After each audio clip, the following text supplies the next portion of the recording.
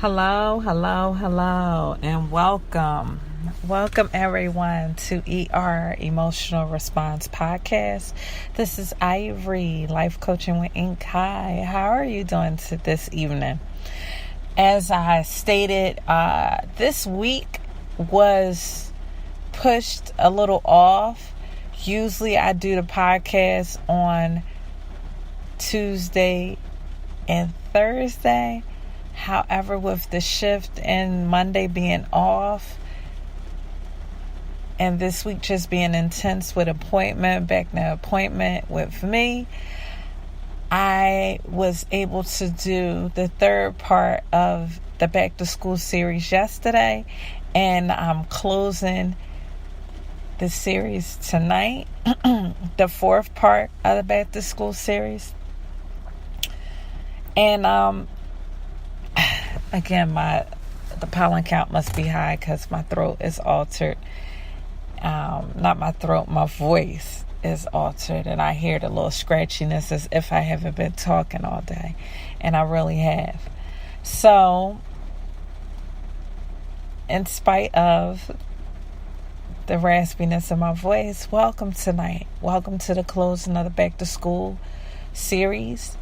I was very excited to start this series, and I'm very excited to close it because I know it will impact many.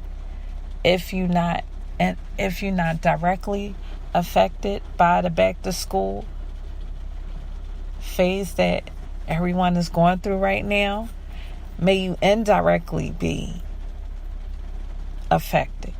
And I close out to talk about the indirect people that play a significant part in the back to school. And you have to be conscious of the times. Just like you're conscious of the weather when fall goes into winter, winter goes into spring, and spring goes into summer. You're very conscious and you change your attire. It even affects your driving. You're more reluctant to drive fast in the rain or when it's snowing, and you're more reluctant to drive slow in the spring and the summer because the air feels good and the sun is out and you just want to get to where you're going and you like to be seen. If you don't live in a state where there is snow and the seasons don't change that drastically, you have to sit back and look for a second that in some shape or form, whether it's spring to fall or summer,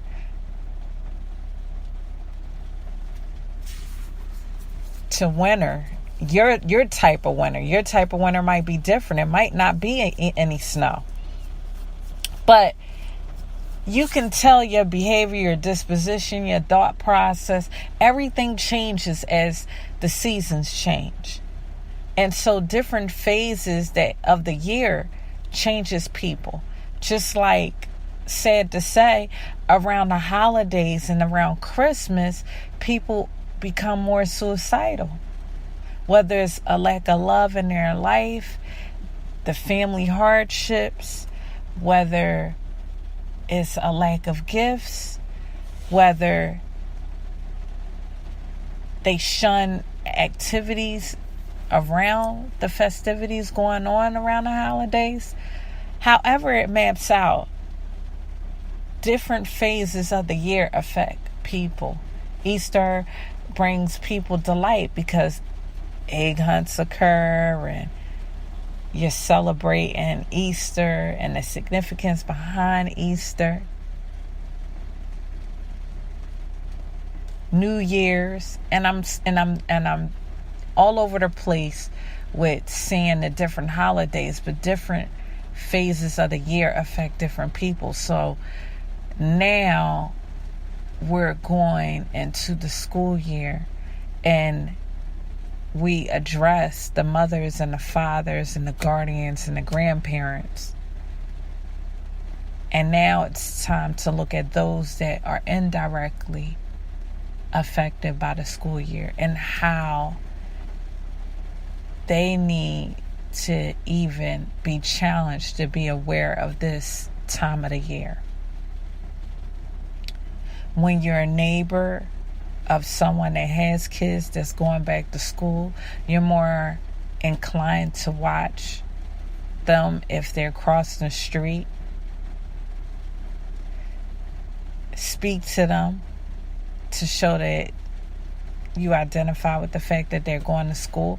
And you don't know the power of saying, have a good day, or learn something today.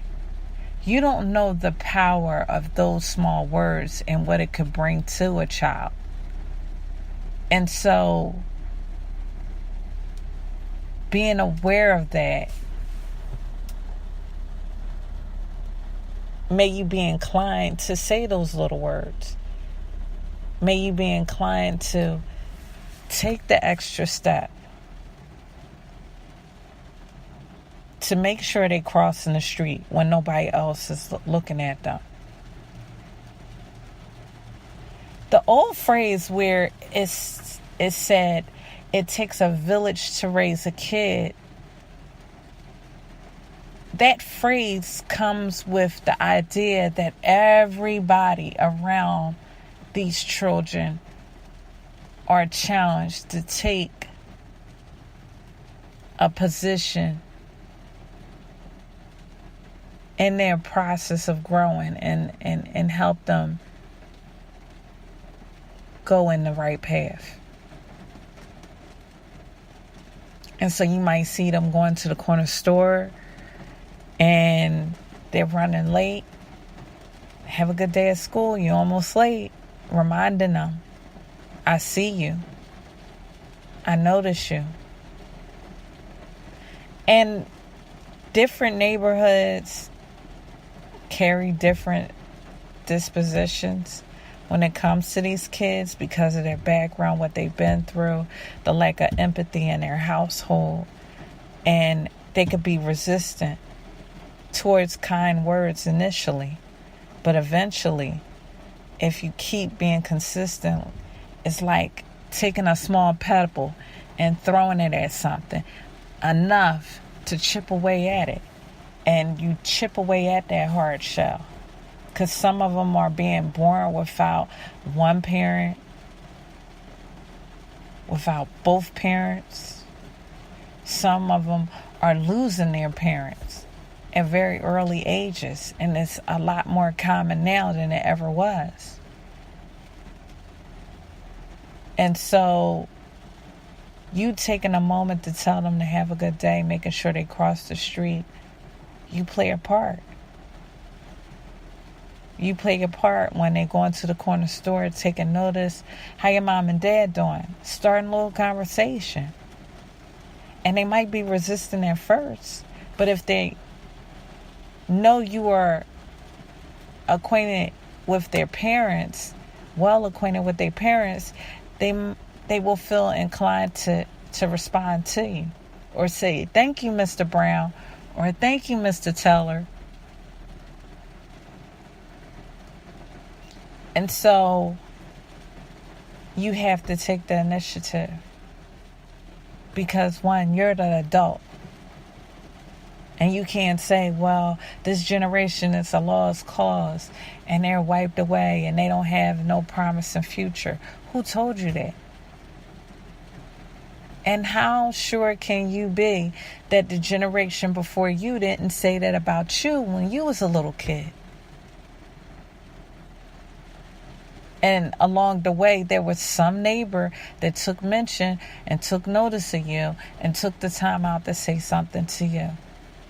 So I challenge you indirectly, those neighbors, those that are in the community, to take the extra initiative. Even if you don't know the kid and you're driving along the way and they're trying to cross the street and they're struggling. And they're so small and they're scared. You need to identify where they at in life right now. And hit and runs are very common nowadays. And so you might have to take 10 seconds out of your schedule, wherever you are headed to, and just make sure they cross the street. Well, none of the other cars are stopping. I'm that person that has went into an intersection and deliberately halfway stopped so other kids can cross the street.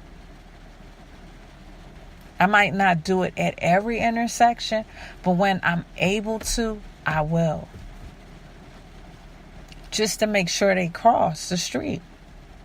I'm that type of person that has driven down the street and I see little kids peeking back and forth and they trying to cross the street. I'm the one that'll stop traffic. And regardless how strong that horn is behind me, I'll make sure that little kid is crossing the street, because I can't guarantee the car behind me is going to be that considerate.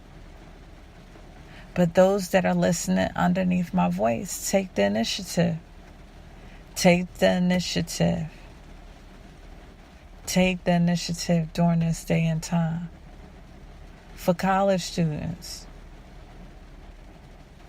make sure they're aware of their environment. Make sure they're aware of their environment. Make sure they know their surroundings. And if they're not from the neighborhood, make sure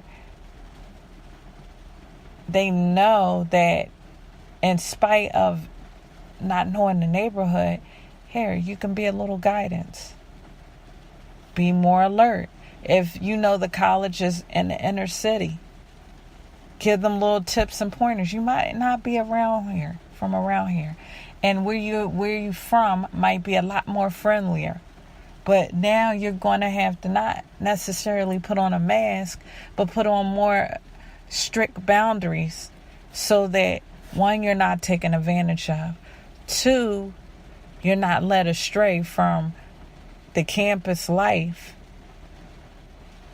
And three, you're not put in harm's way. So if you have pointers, do it. I know I do it. If I come across a college student, especially with freshmen.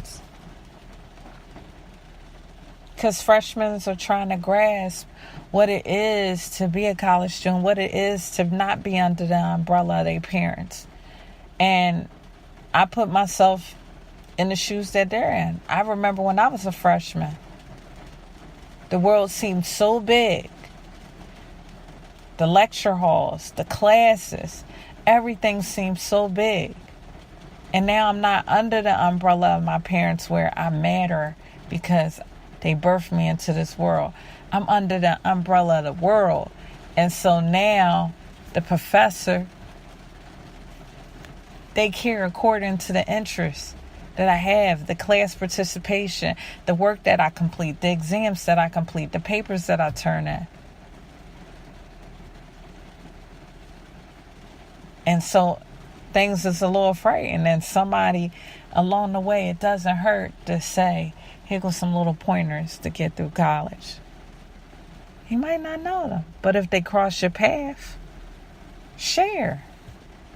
If you're an athlete and you're pro and you come across some college students, you might not be the best speaker in front of thousands of people, but you might encounter that college student that looked just like you when you was a college student, and you might have to put a bug in their ear and tell them things that's going to be beneficial for them in order to graduate, or help them to consider even doing a major that will secure their employment in case pro doesn't work out. Or if pro works out for a certain number of years, at least with the expertise of a major that will give them a promising job. If the pro does work out, at least after it does work out and it exhausts this time, whatever